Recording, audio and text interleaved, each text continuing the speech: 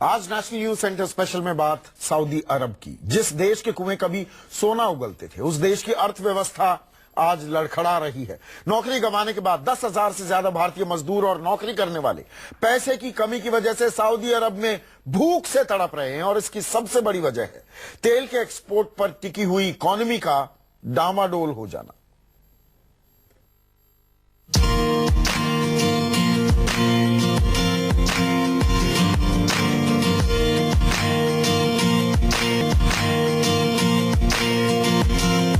ये वो देश है जिसकी जमीन के नीचे दफ्न है काला सोना,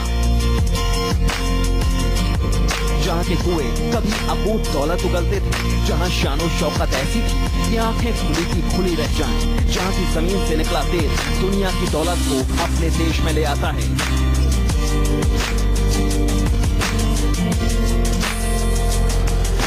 वही देश आज कंगाल होने की कगार पर आ गया है। सऊदी अरब की कई फैक्ट्रियां बंद हो गईं या फिर बंद होने के कगार पर हैं। अगर फैक्ट्रियां चल भी रही हैं तो फिर मजदूरों को वेतन नहीं दे पा रही।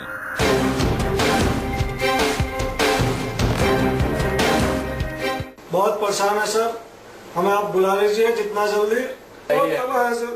सर बच्चे हम बहुत ज्यादा परेशान हैं सर। बस भाई, हाँ सर यही है मेरे सर भाईजान, ये हमें बुलाइए सर। सर हमें बचाइए, हम बहुत ज्यादा परेशान हैं।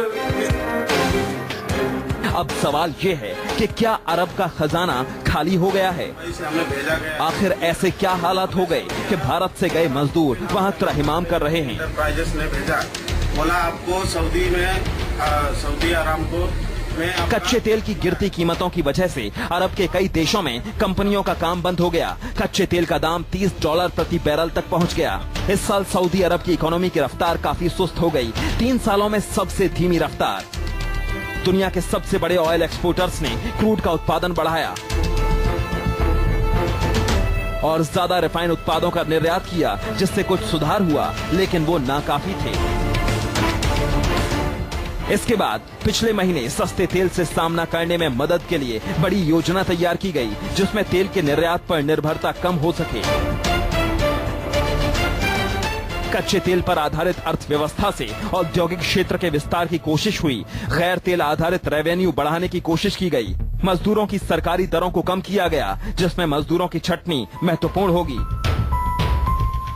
सऊदी अरब को सालाना $100 अरब यानी 6.67 लाख करोड़ का घाटा हो रहा था। इस घाटे ने सऊदी किंगडम को चिंता में डाल दिया और क्रांतिकारी बदलाव की जरूरतों को मजबूती दी, जिसका नतीजा ये हुआ कि पैसे की कमी के चलते कई बड़े प्रोजेक्ट बंद हो गए या फिर मजदूरों को वेतन दे पाने में नाकाम रहे। अभी बताओ हम खाएंगे अपना क्या करेंगे उसके बाद में अभी 7 महीने हो गए, 7 महीने से अभी 1 रियाल तक नहीं मिला और 3 बार हमें रूम से बाहर कर दिया। हजारों भारतीय मजदूरों को सैलरी नहीं मिली। रोजी रोटी के संकट में सरकार से मदद की गुहार लगानी पड़ी। और साथ ही मैंने इंडियन कम्युनिटी से भी अपील की कि वो भी इसमें उनका हाथ बटाएं। और मैंने ये लिख दिया कि मैं पर्सनली इसकी मॉनिटरिंग कर रही हूँ, निगरानी कर रही हूँ, हर घंटे में मुझे रिपोर्ट चाहिए। आज मुझे संतोष है इस बात का, इस सदन को ये बताते हुए कि रात के 2:45 बजे मुझे आखिरी मैसेज आया कि 5 के 5 कैंपों में भोजन वितरित कर दिया गया है और सब सरकार जेद्दा और दूसरी जगह फंसे लोगों को निकालने की पूरी कोशिश में लगी है। जेद्दा में भारतीय दूतावास को जरूरतमंदों को राहत देने को कहा गया है, लेकिन विपक्ष लगातार सरकार पर निशाना साध रहा है। और लोगों को मदद करने के लिए वहां पे एक सेल बनानी चाहिए स्पेशल, तभी ये समस्या हल हो सकती है। अगर हम लाखों मजदूरों सबको वापस बुला लेंगे, डोमेस्टिक वर्कर सबको, उससे समस्या हल नहीं होने वाली। विदेश मंत्री सुषमा स्वराज ने सऊदी अरब में रह रहे 30 लाख भारतीयों से मुसीबत में फंसे अपने भाई बहनों की मदद करने की अपील की है। पिछले 10 सालों में सऊदी अरब में जबरदस्त आर्थिक ग्रोथ के बाद दक्षिण एशिया, दक्षिण पूर्व एशिया से बड़े पैमाने पर लोग यहाँ रोजगार के लिए पहुँचे थे। इनमें सबसे ज्यादा ऑयल इंडस्ट्री और कंस्ट्रक्शन कंपनी में कम मजदूरी पर काम करने वालों की संख्या है। Bureau report, news 24। ज्यादा दिन पहले की बात नहीं जब सऊदी अरब में सिर्फ रेगिस्तान दिखाई देता था। लेकिन जब दुनिया भर में तेल का कारोबार बढ़ा तो सऊदी की तकदीर बदल गई। सरकार से लेकर कारोबारी शेख तक हर कोई मालामाल हो गया।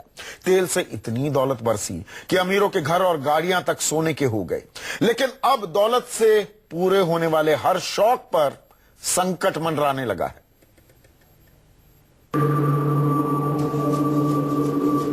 आज से करीब 200 साल पहले सिर्फ रेगिस्तान था ये इलाका। न ऊंची ऊंची बिल्डिंग्स थी, न ये शान और शौकत। रेत में रहने वाले बंजारों जैसी जिंदगी जीते थे सऊदी अरब के लोग। आज भले ही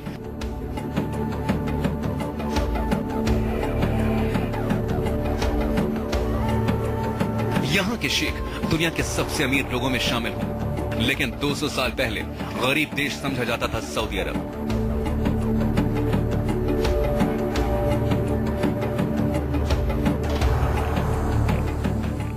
लेकिन तब तेल युग आया और इस तेल युग ने सऊदी की तस्वीर बदल कर रख दी। तेल की खपत जैसे जैसे बढ़ी, दुनिया की नजरें घूमी सऊदी अरब की तरफ, जहां तेल का इतना अंबार था कि शायद जो कभी जिंदगी भर खत्म ना हो।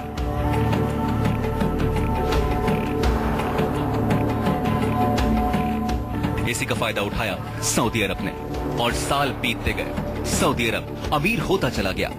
इस प्राकृतिक संपदा ने इस साम्राज्य को दुनिया के सबसे अमीर देशों में से एक बना दिया।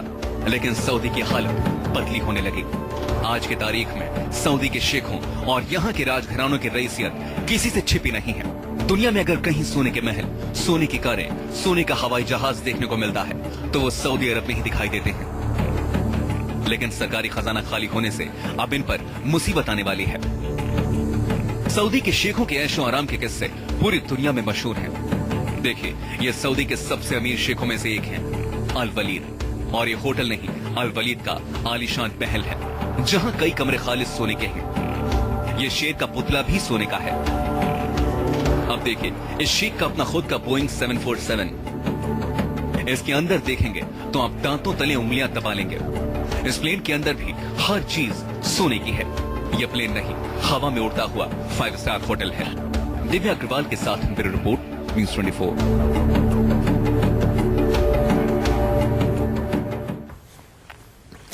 कल तक सऊदी अरब दुनिया के सबसे अमीर देशों में शुमार था। लेकिन एक चीज जो इस देश को दुनिया से अलग करती थी, वो इस देश का सख्त कानून। यहां आज भी कोड़े मारने की सजा दी जाती है। बीच चौराहे पर तलवार से सर कलम कर दिया जाता है। 21वीं सदी है। सऊदी अरब ने तरक्की के मामले में कई शक्तिशाली देशों के साथ दौड़ लगाई। लेकिन सजा देने का कानून जो सऊदी अरब में है वो आज भी पाषाण युग का है। सऊदी अरब अपने सख्त कानून के लिए दुनिया भर में बदनाम है। छोटे से जुर्म पर भी यहाँ लंबी कैद, कोड़े, पत्थर मारने और सिर काटने जैसी सजा दी जाती है। यहाँ लगभग हर दिन एक शख्स को मौत की सजा दी जाती है। यहाँ की रिलीजियस पुलिस सड़कों और शॉपिंग मॉल में पेट्रोलिंग करती है। जो इस्लाम का अपमान करता है उसे पत्थर मारकर 10 साल की सजा या 1000 कोड़े मारने की सजा दी जाती है। चोरी करने पर हाथ काटने की सजा है। अपनी इस कट्टरता के चलते सऊदी अपने पड़ोसी देशों से काफी पीछे रह गया है और वजूद पर खतरा मंडराने लगा है। इसकी सबसे बड़ी मिसाल दुबई है, जो सऊदी अरब से काफी अलग है। इसीलिए दुनिया के नक्शे पर दुबई तरक्की याफ्ता देशों में शामिल है और लगातार आगे बढ़ रहा है। सऊदी में कट्टरता हावी है और कट्टरता के चलते ही सऊदी अरब के पड़ोसी देशों के साथ रिश्ते भी ठीक नहीं रहते। सऊदी पड़ोसियों के साथ रिश्तों का आधार शिया सुन्नी की बुनियाद पर बनाता है। सीरिया, लेबनान और इराक के साथ उसके रिश्ते अच्छे नहीं हैं और तो और इजराइल के साथ उसकी दुश्मनी दशकों से चलती आ रही है। कहते हैं कि इसी जमीन से कट्टरता के चलते ही इस्लाम 2 बड़े समुदायों में बंट गया है, एक शिया समुदाय, दूसरा सुन्नी समुदाय। यही बंटवारा मुल्कों में भी बंट गया है। खाड़ी देशों में कई देश शिया शासित हैं और कई सुन्नी शासित। जो सुन्नी के रास्ते पर चलते हैं, सऊदी उनकी आंख बंद कर मदद करता है, चाहे वो गलत ही क्यों ना हो। हाल ही में यमन पर हमला और सीरिया में असद विरोधियों का समर्थन इसकी बड़ी मिसाल है। Bureau report, news 24।